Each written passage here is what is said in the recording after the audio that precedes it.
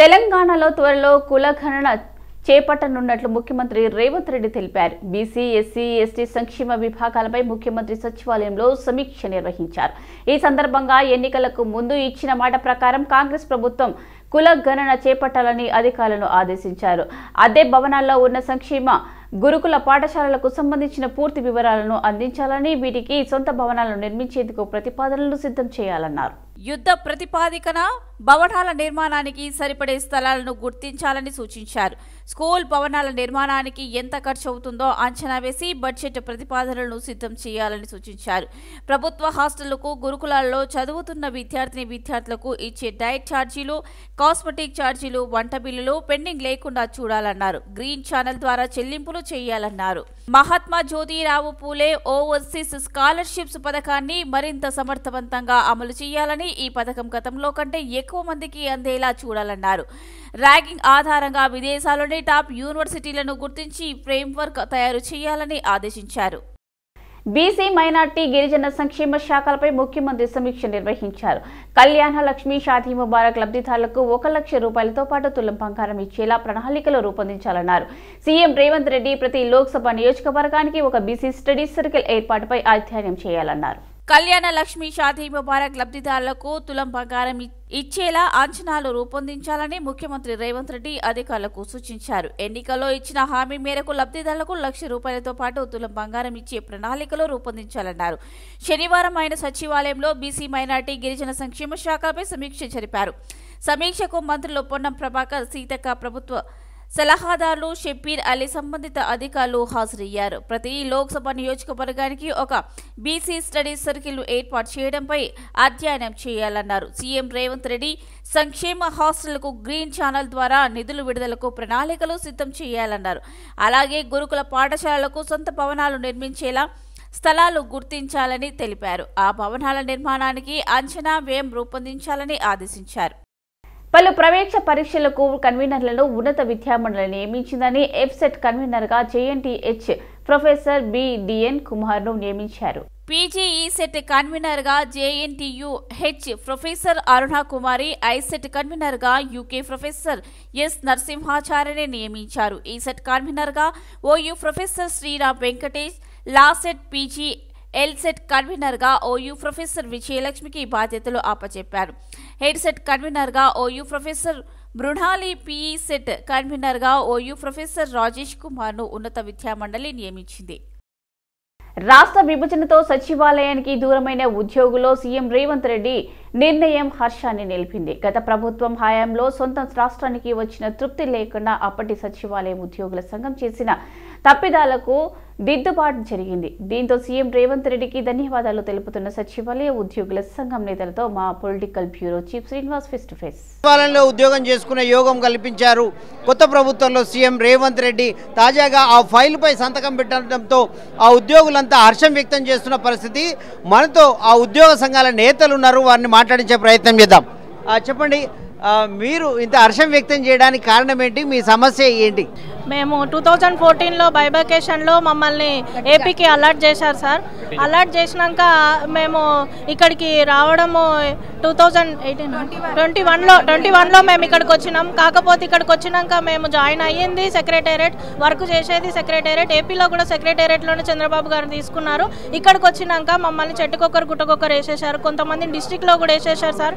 శుక్రవారం వరకు ఏపీలో జాబ్ చేసేవాళ్ళం, డ్యూటీ చేసేవాళ్ళం. శనివారం రోజు సచివాలయంలో, తెలంగాణ సచివాలయానికి వస్తే మమ్మల్ని ఎవరు రానియకపోతుండే సార్. పాత సంఘం సెక్రటేరియట్ అసోసియేషన్ సంఘం వాళ్ళకి ఎంతో రిక్వెస్ట్ చేసుకున్నాం మేము, మమ్మల్ని లోపల తీసుకోండి సార్, లోపల తీసుకోండి సార్ అని అంటే తీసుకోలేరు సార్. ఇప్పుడు రేవంత్ రెడ్డి సార్ వచ్చాక మాకు చాలా ధైర్యంగా ఉంది. మీరు పడ్డ ఇబ్బందులు ఏంటి ఈ పరిస్థితి కోసం? ఈ 10 సంవత్సరాల్లో మాకు నిరంకుశాన్ని, అణచివేతని, అహంకారపూరితమైనటువంటి పరిపాలన చూసినాం ఇక్కడ. దానికి తోడుగా నేను ముఖ్యమంత్రి కుటుంబ మనిషిని చెప్పుకుంటూ అందరినీ భయభ్రాంతులకు గురి చేస్తూ అరాచకాలకి, అక్రమాలకి పాల్పడ్డాడు. అయితే త్వరలోనే బయటకు వస్తాయి. ప్రభుత్వం దృష్టి కూడా తీసుకోవడం జరిగింది. ఆయన అక్రమాలని అన్ని సంఘాలు అనేది ఉద్యోగుల యొక్క ఆశయాలు నెరవేర్చడానికి ఉంటాయి, కానీ ప్రతి సంఘం ఒక ఏటీఎం లెక్క తయారు చేసుకొని దాన్ని ఏటీఎం లాగా ఉపయోగించి తన సంపాదన, తన అనుచరుల 10 మంది సంపాదనకి ఉపయోగించడం జరిగింది. అవన్నీ త్వరలోనే బయటకు వస్తాయని మేము ఆశిస్తున్నాము. అక్రమాలని బయటపెట్టాలని కూడా ప్రభుత్వాన్ని డిమాండ్ చేస్తున్నాము. అది ఒక 10 ఏళ్ళు సచివాలయం అనేది ఒక అక్రమాలకే నిలమైంది, కానీ ఉద్యోగుల కోరికలు కానీ ఉద్యోగుల ఆశలు కానీ రాష్ట్ర ప్రజల యొక్క ఆశలు నెరవేర్చే సచివాలయంగా లెక్క మేము భావించలేదు. నరసింగ్ గారు, మీరు ఎవరు ఈ దీనికి అడ్డుపడ్డది? మీరు మళ్ళీ సచివాలయంలోకి రాకుండా అడ్డుపడ్డది ఎవరు? ఆయన ఏంటి పరిస్థితి ఇప్పుడు? అతను సచివాలయంలో నరేందర్ అనే ఒక క్యాండిడేట్ ఉండేవాడు. అతను ఏది చెప్తే సీఎం గారు అలాగే సంతకం పెట్టించేవాళ్ళు, పాత సీఎం. కాబట్టి ఆయన చేసిన అక్రమాలు అన్ని బయటికి లాగి అతి తొందరలో 1 నుంచి 7 వరకు లెక్క పెడతాడు. అతను జైలుకు పోయేది ఖాయము. రేవంత్ రెడ్డి ఫైల్కు ఆమోదం తెలిపారు. జీవో రావడానికి ఎన్ని రోజులు పడుతుండదు? జీవో అతి తొందరలో 2 రోజుల్లో జీవో ఇష్యూ అవుతుంది. ఇది ఈ క్రెడిట్ రేవంత్ రెడ్డి అన్నకే దక్కుతుంది. తెలంగాణ అంబేద్కర్ సంఘం తరఫున అన్న గారికి దక్కుతుంది.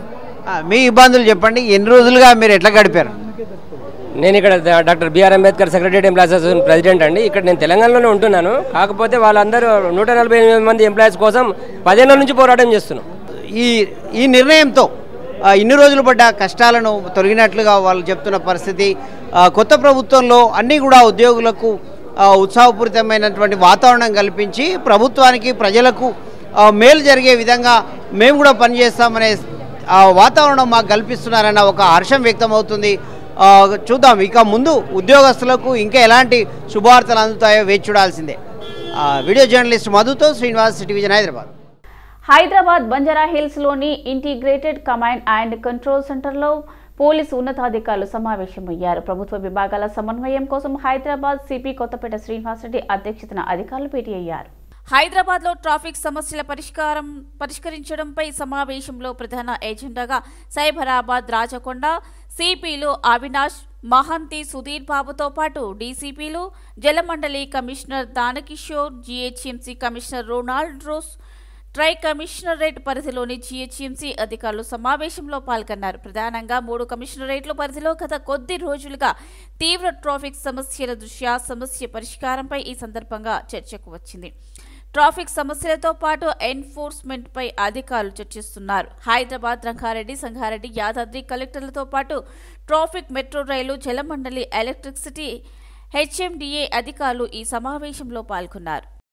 ట్రాఫిక్ పెండింగ్ చాలన్ల చెల్లింపులకు వాహనదారుల నుంచి విశేష స్పందన వస్తుంది. వాస్తవానికి గడువు ముగియగా పెండింగ్ చాలన్ల చెల్లింపులకు స్పందన వస్తుండటంతో గడువును పొడిగించింది. అయితే రాయితీపై పెండింగ్ చాలన్లను చెల్లించేందుకు గడువు ఇవ్వడంతో వాహనదారులు చెల్లిస్తున్నారు. పెండింగ్ ట్రాఫిక్ చాలన్ల రాయితీలతో ప్రభుత్వానికి 135 కోట్ల రూపాయల ఆదాయం వచ్చింది. మొత్తం 1,50,00,000 చలాన్ల చెల్లింపులు జరగగా 135 కోట్లు వచ్చింది. హైదరాబాద్ కమిషనరేట్ పరిధిలో 34 కోట్ల రూపాయలు, సైబరాబాద్ కమిషనరేట్ పరిధిలో 25 కోట్ల రూపాయలు, రాచకొండ కమిషనరేట్ పరిధిలో 16 కోట్ల రూపాయలు ఆదాయం వచ్చింది.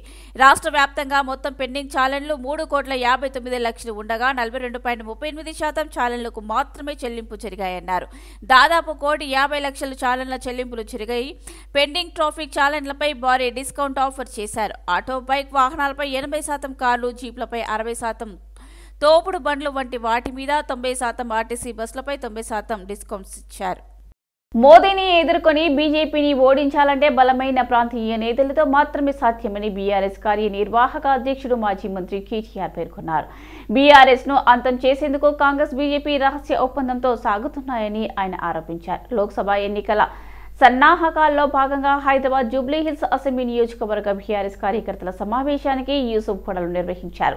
ఈ సమావేశానికి హాజరైన కేటీఆర్ రాబోయే ఎన్నికల కార్యకర్తలకు దిశానిర్దేశం చేశారు. మోసమే కాంగ్రెస్ నైజం. ఎన్ని మాటలు చెప్పినారు. 420 హామీలు ఇచ్చి గద్దెనెక్కి కూర్చున్నది కాంగ్రెస్ పార్టీ. వాళ్ళు ఇచ్చిన హామీలు నెరవేర్చే సమర్థత, సత్తా లేక ఇవాళ కేసీఆర్ గారి మీద, మన ప్రభుత్వం మీద, 10 ఏళ్లు మనం చేసిన ప్రభుత్వ నిర్వహణ మీద ఇష్టం వచ్చినట్టు బదనాం పెట్టే ప్రయత్నం చేస్తా ఉన్నారు. స్పష్టమైన ఎజెండాతో పోతున్నారు కాంగ్రెస్, బీజేపీ. నిన్న మీరు చూసింటారు, మనము 4 నెలల కిందట మన డాక్టర్ శ్రవణ్ దాసోజు, అదే విధంగా కె సత్యనారాయణ గారు, ఇద్దరిని ఎమ్మెల్సీలుగా గవర్నర్ గారికి ఒక ప్రపోజల్ పంపించినాం. గవర్నర్ గారు ఒప్పుకోలేదు. ఈ శ్రవణ్ అంటే ఆయనకు, సత్యనారాయణ అంటే ఆయనకు రాజకీయ సంబంధాలున్నాయి, అందుకే నేను సంతకం పెట్టను అని చెప్పి రిజెక్ట్ చేసింది. అదే నిన్న రేవంత్ రెడ్డి గారు పోయి కోదండరామ్ గారికి ఇంకొకలకు నామినేషన్ ఇస్తే వెంటనే ఒకటే క్షణంలో సంతకం పెట్టింది. నేను అడుగుతా ఉన్నా, మనకు 10 సీట్లు వచ్చినప్పుడు కూడా వెనకడుగు వేయలేదని బీఆర్ఎస్ ముళ్లబాట పూలబాట రెండింటినీ చూసిందని సిద్దిపేట ఎమ్మెల్యే హరీష్ రావు అన్నారు. సిద్దిపేటలోని ఓ గార్డెన్లో ఏర్పాటు చేసిన బీఆర్ఎస్ కృతజ్ఞత సభలో ఆయన పాల్గొన్నారు. గత అసెంబ్లీ ఎన్నికల్లో కేవలం 1.8% ఓట్లు తేడాతో మనం అధికారం కోల్పోయామని గుర్తు చేశారు. కాంగ్రెస్ పార్టీ అబద్దాలు చెప్పి గెలిచిందని ఆరోపించారు. అధికారంలో ఉన్నవారికి ప్రశ్నిస్తే దాడులు చేస్తారా అని మండిపడ్డారు. బీఆర్ఎస్ పార్టీకి ఉద్యమాలు, దాడులు, బెదిరింపులు కొత్త కాదన్నారు. తెలంగాణ ఉద్యమం ప్రారంభమైనప్పటి నుండి ఇప్పటి వరకు పార్టీ ఎత్తుపల్లాలను ఎన్నిటినో చూసిందన్నారు హరీష్ రావు. 2 లక్షల రుణమాఫీ, వడ్లకు 5,000 బోనస్, 4,000 పెన్షన్, కరెంటు బిల్లులు మాఫీ వంటి హామీలు ఎందుకు అమలు చేయడం లేదో చెప్పాలన్నారు. సచివాలయంలో లంకె బిందెలు ఉన్నాయని, వస్తే ఖాళీ బిందెలు కనిపిస్తున్నాయని సీఎం రేవంత్ రెడ్డి వ్యాఖ్యానించడంపై హరీష్ రావు కౌంటర్ ఇచ్చారు. ముఖ్యమంత్రి రేవంత్ రెడ్డిని ఎమ్మెల్సీలు ప్రొఫెసర్ కోదండరాం, అమీర్ అలీ ఖాన్ మర్యాదపూర్వకంగా కలిశారు. సచివాలయంలో ఇవాళ సాయంత్రం మీరు ముఖ్యమంత్రిని కలిశారు. అంతకు ముందు మధ్యాహ్నం గవర్నర్ కోటాలో వారిద్దరిని ఎమ్మెల్సీలుగా ప్రకటిస్తూ ఉత్తర్వులు జారీ అయ్యాయి. కోదండరాం తెలంగాణ ఉద్యమంలో కీలకంగా వ్యవహరించారు. ఉద్యమం సమయంలో జేఏసీ చైర్మన్ గా రాజకీయ పార్టీలను ఆయన ఏకతాటిపైకి తీసుకువచ్చారు. గవర్నర్ కోట ఎమ్మెల్సీలుగా గత బీఆర్ఎస్ ప్రభుత్వం దాసోజు శ్రవణ్, సత్యనారాయణ పేర్లను ప్రతిపాదించింది. కానీ అర్హతలు లేవంటూ గవర్నర్ తిరస్కరించారు. దీంతో ప్రస్తుత కాంగ్రెస్ ప్రభుత్వం కోదండరాం, అమీర్ అలీ ఖాన్ల పేర్లను పంపించింది. గవర్నర్ ఈ ఫైలుపై సంతకం చేశారు. నల్గొండ జిల్లాలో పలు అభివృద్ధి పనులకు మంత్రి కోమటిరెడ్డి వెంకటరెడ్డి శంకుస్థాపన చేశారు. ఒకే రోజు 134 కోట్ల రూపాయల నిధులతో పనులు మంత్రి శ్రీకారం చుట్టారు. యువతకు ఉపాధి కల్పించేందుకు జిల్లాలో స్కిల్ డెవలప్మెంట్ సెంటర్, పలు రోడ్లు, బ్రిడ్జిలకు ఆయన శంకుస్థాపనలు చేపట్టారు. ఎవ్రీ మంత్ దాదాపు 3 months కోసారి 2000 మెంబర్స్ కి అన్ఎంప్లాయ్మెంట్ యూత్, ముఖ్యంగా ఐటీఐ, వొకేషనల్, పాలిటెక్నిక్ అయిన వాళ్ళు కానివ్వండి, డిగ్రీ చేసిన వాళ్ళకు కూడా డిఫరెంట్ కోర్సెస్, ఎలక్ట్రికల్ కానివ్వండి, ప్లంబింగ్ కానివ్వండి, మార్బుల్ కానివ్వండి, కంప్యూటర్ మినిమం బేసిక్స్ నేర్పించడం కానివ్వండి, ఇలాంటి ఎన్నో కార్యక్రమాలు ఉన్నాయి. అన్ని కూడా చేయాలని చెప్పి నల్గొండ హెడ్ క్వార్టర్లో చేస్తున్నాం. నెక్స్ట్ ఫేజ్ లో సూర్యాపేట డిస్ట్రిక్ట్ హెడ్ క్వార్టర్లో కూడా స్టార్ట్ చేస్తాం. దీన్ని 20 crores తో పాటు ఇంకో 10 crores అదనంగా అయినా సరే ఫుల్ ఫ్లెడ్జ్ ఎక్విప్మెంట్ తీసుకొచ్చి దీన్ని ఒక మోడల్ గా చేయాలని చెప్పి నల్గొండ డిస్ట్రిక్ట్ హెడ్ క్వార్టర్లో ముఖ్యంగా మా కలెక్టర్ గారు థ్యాంక్స్ తెలియజేసుకుంటూ, ఎందుకంటే వారు రాగానే. సంగారెడ్డి జిల్లా పటాన్చెరు మండల పరిధిలోని కర్దనూరు గ్రామంలో ఎమ్మెల్యేగూడెం మహిపాల్ రెడ్డి పర్యటించారు. ఈ సందర్భంగా కర్దనూరులో పలు అభివృద్ధి పనులకు ఆయన శంకుస్థాపన చేశారు. 37 లక్షల రూపాయల నిధులతో వివిధ అభివృద్ధి పనులకు ఎమ్మెల్యే గూడెం మహిపాల్ రెడ్డి శ్రీకారం చుట్టారు. త్వరలో కర్దనూరును అత్యంత అద్భుతంగా తీర్చిదిద్దుతామని స్థానిక ప్రజలకు హామీ ఇచ్చారు. ఈ కార్యక్రమంలో స్థానిక ప్రజాప్రతినిధులు, వివిధ శాఖల అధికారులు, సీనియర్ నాయకులు, కార్యకర్తలు పాల్గొన్నారు. బీజేపీ రాబోయే పార్లమెంటు ఎన్నికల్లో అధిక మెజారిటీతో బీజేపీ అధికారంలో వస్తుందని తెలంగాణ బీజేపీ అధ్యక్షులు కేంద్ర మంత్రి కిషన్ రెడ్డి అన్నారు. చేబిల్లా పార్లమెంట్ నియోజకవర్గం ఎన్నికల సన్నాహక సమావేశం గచ్చిబౌలి సంజయ్ కన్వెన్షన్ లో జరిగింది. ఈ సమావేశానికి ముఖ్య అతిథిగా కిషన్ రెడ్డి హాజరయ్యారు. దేశ భవిష్యత్తు కోసం, అవినీతి రహిత సమాజం కోసం నరేంద్ర మోదీ పనిచేశారని కిషన్ రెడ్డి అన్నారు. కాంగ్రెస్ పార్టీ, బీఆర్ఎస్ పార్టీ 2 అవినీతి కుటుంబ పార్టీలు అన్ని. ఈ 2 పార్టీల వల్ల ప్రజల అనేక సమస్యలు ఎదుర్కొంటున్నారని అన్నారు. అందుకే పార్లమెంట్ ఎన్నికలలో కాంగ్రెస్ పార్టీని, బీఆర్ఎస్ పార్టీని బొంద పెట్టడానికే ప్రజలు సిద్ధంగా ఉన్నారని విమర్శించారు. రాష్ట్ర ప్రజల బాగు కోసం రాబోయే పార్లమెంట్ ఎన్నికలలో మనం అందరం కలిసి కట్టుగా పనిచేసి నరేంద్ర మోదీని ప్రధాన మంత్రిని చేసుకుని దేశాన్ని మరింత అభివృద్ధి చేసుకుందామని కిషన్ రెడ్డి పిలుపునిచ్చారు. జనవరి 22న సంగారెడ్డిలోని దౌత్లాబాద్లోని హాత్నూర్ గ్రామంలో జరిగిన రామమందిర ప్రాణ ప్రతిష్ఠ ఊరేగింపు ఘర్షణలో నష్టపోయిన అబ్దుల్ ఖాదీర్కు ఎంఐఎం నేత అసాదుద్దీన్ ఓవైసీ ఆర్థిక సహాయం చేశారు. ఈ సందర్భంగా వారికి 1,75,000 చెక్కును అబ్దుల్ ఖాదీర్కు ఎంఐఎం నేత అసాదుద్దీన్ ఓవైసీ అందజేశారు. రామమందిరం ప్రాణ ప్రతిష్ఠ సందర్భంగా హుత్నూర గ్రామంలో శ్రీరాముడి ఊరేగింపును నిర్వహించారు. ఈ కార్యక్రమంలో అల్లరిముఖ మత ఘర్షణకు పాల్పడ్డారు. దీంతో పోలీసులు 2 వర్గాల వ్యక్తులపై 3 ఎఫ్ఐఆర్లు నమోదు చేశారు. అయితే గొడవలో పండ్ల దుకాణం, సిద్దిక్ స్క్రాప్ దుకాణంను ధ్వంసమైంది. ఈ విషయం తెలుసుకున్న ఎంఐఎం నేత అసదుద్దీన్ అబ్దుల్ ఖాదీర్ పండ్ల దుకాణానికి 1,75,000 రూపాయలు, సిద్దిక్ యొక్క స్క్రాప్ దుకాణానికి 50,000 రూపాయలు ఆర్థిక సహాయం అందజేశారు. అలాగే కేసు నమోదు అయిన బాధితులకు Sangareddy town president advocate Mohammed Khaja Nizamuddin bail మంజూరు చేశారు. Saroor Nagar GHMC municipal corporation office వద్ద కాంట్రాక్టర్లు ఆందోళనకు దిగారు. Union president T Shivakumar, general secretary M Narasimha ఆధ్వర్యంలో ఆందోళన నిర్వహించారు. నగరాభివృద్ధి తోడ్పడుతున్న కాంట్రాక్టర్లకు ఇప్పటి వరకు బిల్లులు అందడం లేదని ఆవేదన వ్యక్తం చేశారు. పనుల కోసం ఇతరుల దగ్గర నుంచి డబ్బులు తీసుకుని పెట్టుబడులు పెట్టి పనిచేస్తే ఫండ్ లేదంటున్నారని వాపోయారు. తమ బిల్లులు సకాలంలో విడుదల చేయకపోవడం వల్ల ఎంతో నష్టపోతున్నామని అన్నారు. తక్షణమే సంబంధిత అధికారులు ప్రభుత్వం స్పందించి తమ బిల్లులు వెంటనే వచ్చే విధంగా చొరవ తీసుకోవాలని విజ్ఞప్తి చేశారు. వేరే వర్క్స్ అని స్పెషల్ డెవలప్మెంట్ ఫండ్ అని కలెక్టర్ ఆఫీస్ నుంచి టెండర్లు పిలిచారు. స్పెషల్ డెవలప్మెంట్ అని దానికి ఫండే లేదండి. వర్కులు చేసి కలెక్టర్ ఆఫీస్ పంపిస్తే వాళ్ళు ఫండ్ లేదని చెప్పేసి అంటారు. ఆ టెండర్లు కూడా పెట్టేసి మమ్మల్ని ఇబ్బంది పెట్టేస్తారు. కాబట్టి ఆ పేమెంట్స్ కూడా రిలీజ్ చేయాలని చెప్పేసి గవర్నమెంట్ కోరుకుంటున్నాము. ఇంకోటి అది తెలంగాణ రాష్ట్ర మేరు సంఘం నేతృత్వంలో మేరా క్రికెట్ లీగ్ ను హైదరాబాద్ నిజాం కళాశాల గ్రౌండ్ లో అట్టహాస్యంగా ప్రారంభించారు. ప్రతి సంవత్సరం నిర్వహించే ఈ క్రికెట్ లీగ్ మేరు కులస్తులను ఏకం చేసి క్రీడల నైపుణ్యాన్ని వెలుగులోకి తేవడానికి ఈ క్రికెట్ లీగ్ కొనసాగిస్తున్నామని పేరు సంఘం ప్రతినిధులు తెలియజేశారు. మేరు క్రికెట్ లీగ్ 2 రోజుల పాటు కొనసాగుతుంది అని తెలంగాణ రాష్ట్రంలోని అన్ని జిల్లాల నుండి 21 టీములు పాల్గొన్నాయని పేర్కొన్నారు.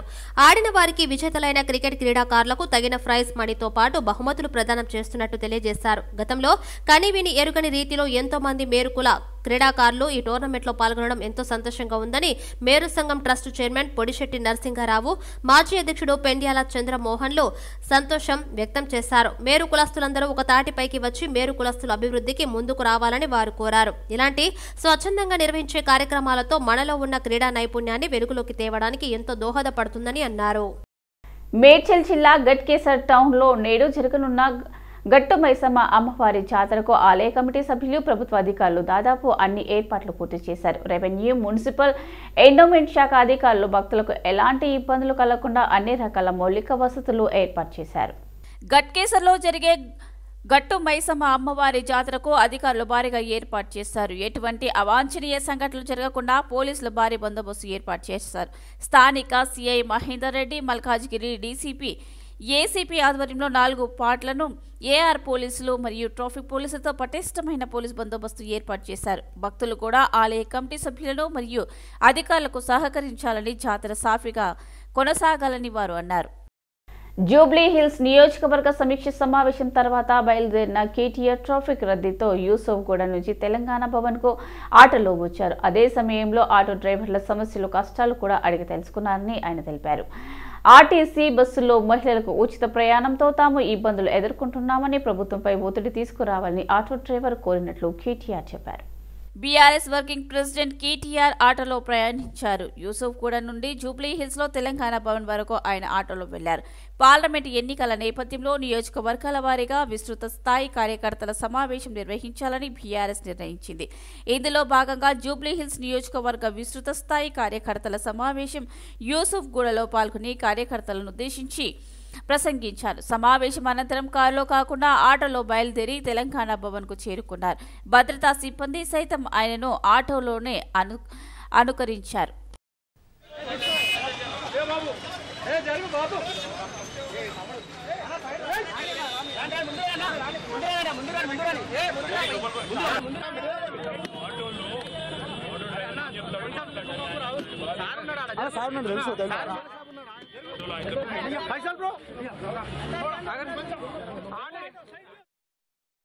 జూబ్లీ హిల్స్ లో మీటింగ్ అయిపోయిన తర్వాత బయట మా కార్ జామ్ అయిపోతే బయటకు వచ్చి ఆటో ఎక్కేసినాము. అట్లే ఆటో డ్రైవర్ సోదరుడు చెప్పేది ఏమంటే, మాకు కూడా ఈ ఫ్రీ బస్సు తర్వాత మాకు ఉపాధి కొంత దెబ్బపడింది. ప్రభుత్వం ఆదుకోవాలి, మీరు మాట్లాడాలి, మా తరఫున గట్టిగా వాయిస్ వినిపించాలి. ముఖ్యంగా వీళ్ళు ఆటో డ్రైవర్ల సంక్షేమ బోర్డు పెడతామన్నారు, నెలకు డబ్బులు ఇస్తామన్నారు. దాంతోపాటు అవి సరిపోదు, ఎందుకంటే మేము ఊహించిన దానికంటే ఎక్కువ దెబ్బ తగిలింది. కాబట్టి మాకు నెలకు ఒక 10,000 రూపాయలన్నా మీరు ఇచ్చేటట్టు ప్రభుత్వంతో పోరాడండి. ఇంకోటి, ఆటోలో కూడా అవసరమైతే ఒక finger print machine, biometric machine పెట్టి మహిళలు ఎవరన్నా ఎట్లాగో బస్సులో 0 టికెట్ ఇస్తున్నారు కదా, అట్లాగే మా దానిలో కూడా ఫ్రీగా మేము తీసుకెళ్తాము. నెలాఖరికి మాకు కూడా ఎంతమంది మహిళలు ఎక్కినారో చూసుకొని మాకు దానికి తగ్గట్టు పేమెంట్ ఇస్తే సరిపోతుంది. అటు మాకు అటు ఆర్టీసీకి ఇద్దరికి లాభం అవుతుంది కదా అని అడుగుతా ఉన్నాను. జనరల్గా చిట్ చాట్ చేసుకుంటూ వచ్చినాం. రాష్ట్రాన్ని 10 ఏళ్లు పాలించిన బీఆర్ఎస్ ప్రభుత్వం అవినీతిని పెంచి పోషిస్తూ అవినీతికి పాల్పడే అధికారులకు అండదండలు అందించిందని టీపీసీసీ అధికారులు ప్రతినిధి చెనకాని దయాకర్ పేర్కొన్నారు. హెచ్ఎండిఏ మాజీ డైరెక్టర్ బాలకృష్ణ కుంభకోణం వెనుక కేటీఆర్ ఐఏఎస్ అరవింద్ కుమార్ల హస్తం ఉందని దయాకర్ ఆరోపించారు. 10 ఏళ్ల పాలనలో విలువైన భూములను హస్తగతం చేసుకోవడంలో కేటీఆర్ బృందం ప్రతిష్టంగా పనిచేసిందన్నారు. పోస్టులు కల్పించింది కేటీఆర్ఏ. ఎందుకంటే ఈయన కూడా మెదక్ వాసి కాబట్టి మొదటి నుంచి కూడా కల్వకుంట్ల కుటుంబానికి అత్యంత దగ్గరగా నమ్మిన బంటుగా ఉన్నటువంటి బాలకృష్ణ ఆస్తులపైన విచారణతో పాటు అరవింద్ కుమార్ ప్రమేయం ఉంది. ఇంకా లోతుగా విచారిస్తే కేటీఆర్ ప్రమేయం ఉంది. అంటే ప్రజలు నమ్మి 10 ఏళ్ల పాలన మీకు ఒప్పచెప్తే ఇవాళ నమ్మి నానబోసినట్లాగా తెలంగాణను మొత్తం కూడా దోపిడీ చేసి కూనీ చేసినటువంటి చరిత్ర మీది. నేను అంటా ఉన్నాను, ఇవాళ పదే మేము పారదర్శక పాలన చేసినాం, ఇవాళ మేము ఆదర్శమైన పాలన చేసినాం అంటే ఒక డైరెక్టర్ చిటికలైనంత డైరెక్టరే ఇలా 1000 కోట్లు సంపాదిస్తే ఆ డైరెక్టర్ పోస్ట్ ఇచ్చినటువంటి ఇవాళ మంత్రి మున్సిపల్ శాఖ మంత్రి కేటీఆర్ గారు ఇవాళ ఎన్ని లక్షల కోట్లు సంపాదించుంటాడో ప్రజలందరూ అర్థం చేసుకోవాల్సిన అవసరం ఉంది. ఢిల్లీలో ఏపీ భవన్ లో కాగితాలు రాసుకొని డ్యూటీలు రాసుకొని అరవింద్ కుమార్ ని తీసుకొచ్చి ఇవాళ ఢిల్లీ తీసుకొచ్చి ఇక్కడ హెచ్ఎండిఏ కమిషనర్ చేసి తెలంగాణను లూటీ చేసినటువంటి ఇవాళ కేటీఆర్ కావచ్చు, కల్వకుంట్ల కుటుంబం కావచ్చు, ఇవాళ ప్రజాపాలన మీద లేకపోతే ముఖ్యమంత్రి గారి మీద పదే విచారణ చేసి పదే విమర్శలు చేస్తే తెలంగాణ సమాజం సహించదు అనేది. ఉస్మానియా విశ్వవిద్యాలయ సికింద్రాబాద్ పీజీ కళాశాల విద్యార్థులతో ఉపకులపతి ఆచార్య దండేబోయిన రవీందర్ యాదవ్, రిజిస్టర్ ఆచార్య పి లక్ష్మీనారాయణ, ఓఎస్టీ ఆచార్య బి డెన్యా నాయక్ సమావేశమయ్యారు. యూనివర్సిటీ అధికారులతో కలిసి పీజీ కళాశాల మొత్తం కలియదిరిగారు. ఇటీవల 2 దుండంగులు మహిళా కళాశాల వసతి గృహంలోకి ప్రవేశించే ప్రయత్నం చేసిన విషయమే సమీక్షించారు. తిరిగి ఇలాంటి సంఘటనలు పునరావృతం కాకుండా చర్యలు తీసుకుంటామని హామీ ఇచ్చారు. సత్వరమే రాత్రి సమయంలో 2 పురుషులు 2 మహిళలతో కూడిన భద్రతా సిబ్బందిని నియమిస్తున్నట్లు ప్రకటించారు. విద్యార్థులను భద్రత కోసం వసతి గృహం చుట్టూ 10 అడుగుల ఎత్తులో గోడ నిర్మాణానికి చర్యలు తీసుకుంటామని వివరించారు. పూర్తి స్థాయిలో సీసీ కెమెరాలు ఏర్పాటు, మెస్ వసతి గృహంలో ఉన్న సమస్యలను వీలైనంత త్వరగా పరిష్కరిస్తున్నట్లు హామీ ఇచ్చారు. ఈ సమావేశంలో పీజీ కళాశాల ప్రిన్సిపల్ ప్రొఫెసర్ రవికుమార్, జాస్తి విద్యార్థి సంక్షేమ వ్యవహారాల dean professor Rajendra Naik, professor Naveen Kumar, chief warden doctor Korremulla Srinivas, doctor Kalyanalakshmi సహా ఆయా విభాగాల బాధ్యతలు, అధ్యాపకులు, విద్యార్థులు పాల్గొన్నారు. మంచి విద్యను అందించాలని దృక్పథంతో దక్కన్ స్ప్రింగ్ గ్లోబల్ స్కూల్ నాచారంలో స్థాపించామని చైర్మన్ నవనీత రావు అన్నారు. హైదరాబాద్ నాగోల్ శుభం కన్వెన్షన్ హాల్లో దక్కన్ స్ప్రింగ్ గ్లోబల్ స్కూల్ మొదటి వార్షికోత్సవం ఈ నారా పేరుతో ఘనంగా నిర్వహించారు. ఈ కార్యక్రమానికి ముఖ్యమంత్రిగా Instra vice president G C Kavitha, school chairman Kadari Navaneetharao, director Kadari Naveen Kumar హాజరయ్యారు. కడారి ఎడ్యుకేషన్ సొసైటీ పేరులో దక్కన్ స్ప్రింగ్ గ్లోబల్ స్కూల్ను ప్రారంభించి 2 సంవత్సరాలు కావస్తున్న సందర్భంగా మొదటి వార్షికోత్సవం నిర్వహించనున్నారు. School chairman Navaneetharao, Instra vice president G C Kavitha విద్యార్థులు విద్యతో పాటు వారికి దేనిపైన నైపుణ్యత ఉందని గుర్తించి ఆ అంశంపైన కూడా విద్యార్థులకు పాఠశాలలో నేర్పిస్తున్నామన్నారు. Such a pleasure to be a part of Inara celebrations, the first maiden annual day of Deccan Springs Global School. 2 years లోనే ఇక్కడ పిల్లలు వాళ్ళ పర్ఫార్మెన్స్ అండ్ దెన్ వాళ్ళు తీసుకున్న అవార్డ్స్ కానివ్వండి, వాళ్ళు హోలిస్టిక్ డెవలప్మెంట్ కానివ్వండి, it is really very beautiful to understand. మంచి మనం నాచారం ఏరియాలోనే ఒక మంచి స్కూల్గా దిద్దాలనేటువంటి ఉద్దేశంతో స్టార్ట్ చేశాం. దానికి సంబంధించి మాకు పవన్ గారు కానీ, సుమా మీనన్ గారు, వీళ్ళందరి కోఆపరేషన్తో ఒక మంచి దాదాపు ఇది సెకండ్ ఇయర్లోనే మాకు 650 అడ్మిషన్స్ అయినాయి. దానికి సంబంధించి వాళ్ళ ప్రోత్సాహమే కాకుండా పేరెంట్స్ ప్రోత్సాహం కూడా చాలా బాగుంది. 3 రోజులుగా జనసంద్రాన్ని తలపిస్తున్న మైదానం హైదరాబాద్. భారత్ ఇంగ్లాండ్ తొలి టెస్టులు అత్యధిగమిస్తున్న ఉప్పల్ మైదానంలో పండుగ వాతావరణం నెలకొంది. సాంప్రదాయాలు టెస్టు క్రీడకు ఆదరణ తగ్గుతున్న తరుణంలో హైదరాబాద్ క్రికెట్ అసోసియేషన్ ఆధ్వర్యంలో జరిగిన ఈ టెస్టు మ్యాచ్కు ఎన్నడూ లేని విధంగా అభిమానులు పోటెత్తారు. హైదరాబాద్ ఆతిథ్యం ఇచ్చిన 9 టెస్టుల్లో ఎన్నడూ 20,000కు మించి ఫ్యాన్స్ స్టేడియంకు రాలేదు. అయితే జగన్మోహన్ రావు అధ్యక్షుడిగా బాధ్యతలు చేపట్టిన తర్వాత టెస్టుకు కూడా ఐపీఎల్ మ్యాచ్ తరహాలో ఫ్యాన్స్ పోటెత్తుతున్నారు. తొలి రోజు ఆటకు సుమారు 24,000 మంది స్టేడియంకి రాగా రెండో రోజు ఆటకు ఏకంగా 30,886 మంది, మూడవ రోజు 30,598 మంది హాజరవడంతో గత రికార్డులని తుడిచిపెట్టుకుపోయాయి. ఈ మధ్య కాలంలో దేశంలో జరిగిన ఏ టెస్ట్ స్కూల్ స్టూడెంట్స్ కు ఆర్మీ, నేవీ, వైమానిక దళానికి HCA ఉచిత ప్రవేశం కల్పించడంతో పాటు మ్యాచ్ నిర్వహణపై విస్తృతంగా ప్రచారం చేయడంతో స్టేడియం జనసంద్రమయమవుతుంది.